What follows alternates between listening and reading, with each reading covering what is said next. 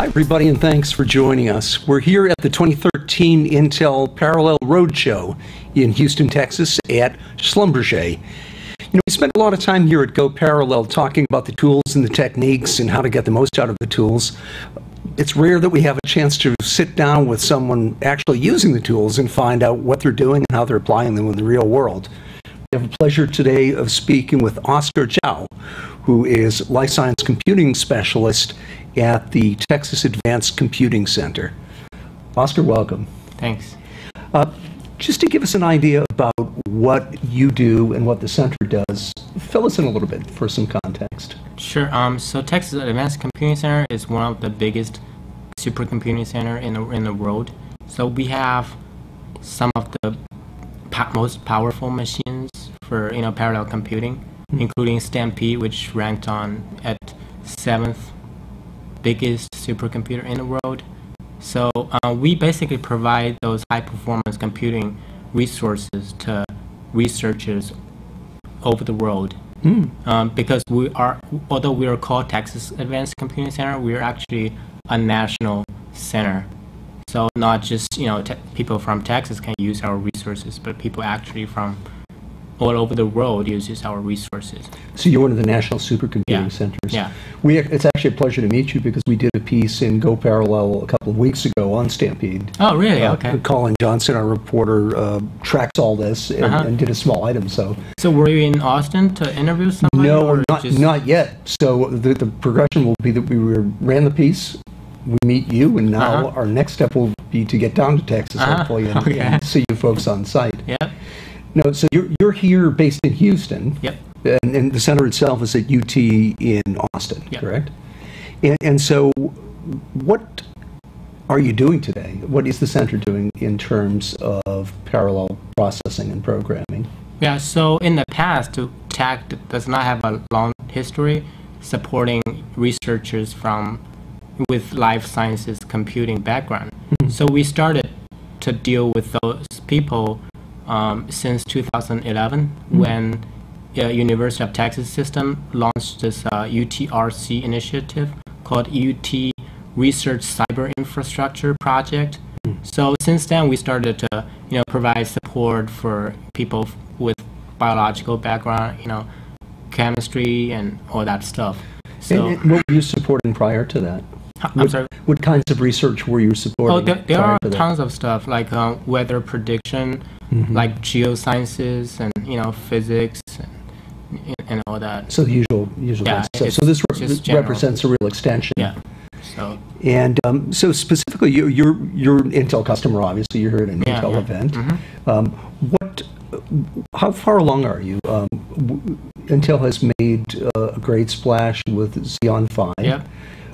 Are you folks adopting that? Are you testing it? Are you playing around with it? So right now, I guess we're still in the testing stage. So because I'm not sure if you know the specs of Stampede system. Well, tell us a little bit about that for people who might not be as familiar. Yeah, so Stampede is a big cluster with 6,400 nodes. So on each of the nodes, it has a host processor, Xeon E5, which has 16 cores, plus a mic coprocessor, Xeon Phi coprocessor with 61 cores. So basically, for the regular processor, you have approximately 100,000 cores in total, which amounts to 2+ petaflops peak performance. But if you take into account of the mic coprocessors, it basically gives you close to 10 petaflops of performance. Amazing. So it ranks within top 10 supercomputer in the world. Amazing.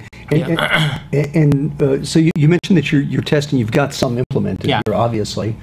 What? How far and how wide beyond your current implementations are you thinking of going? I mean, could this be a standard platform? So for now, it's not that widely used because not all the coprocessors are installed. We only have, I don't know the number, but probably like 50% of the machine have coprocessors on it. I see. So for now, most of the users are still sticking with the regular processors, Xeon E5. but we do allow access to users for them to test their code and program in the mic environment.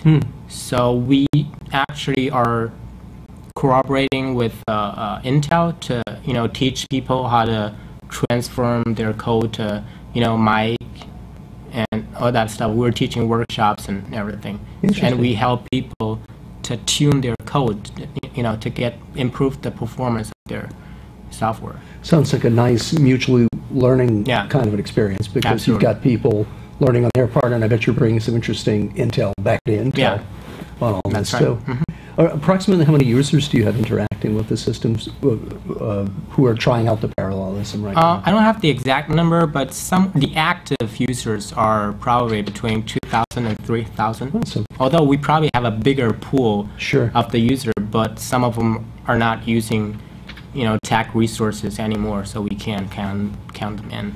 So just to be clear, of that 2,000 or 3,000, those are people involved and engaged with the parallel systems? Yeah, parallel processing. These are the HPC users. We do have other resources, like a storage system, like visualization facility, but these probably have a lot less users than HPC Sure. world.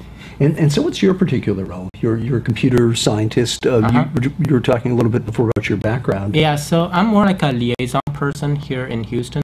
So I basically, because there are quite a few medical schools in this area, because there's a Texas Medical Center near downtown Houston. Yeah. So there are a lot of hospitals and medical schools which has lots of medical researchers.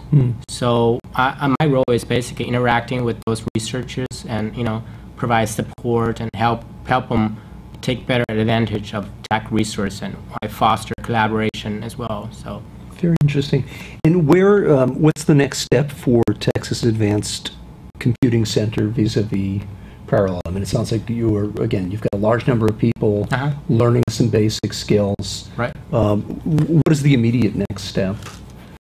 So since we just launched Stampede, so we're probably gonna focus on this machine in the next 2-3 years. So couple 3 years. Yeah. So basically, increase the number of softwares that are installed on our machine, and trying to get more users on board, and the other thing is to provide support and to educate users to learn how to do parallel computing. So are you doing any formal training? You mentioned that there's some hands-on learning occurring. So you're doing formal. How's that delivered? So we have workshops once in a while.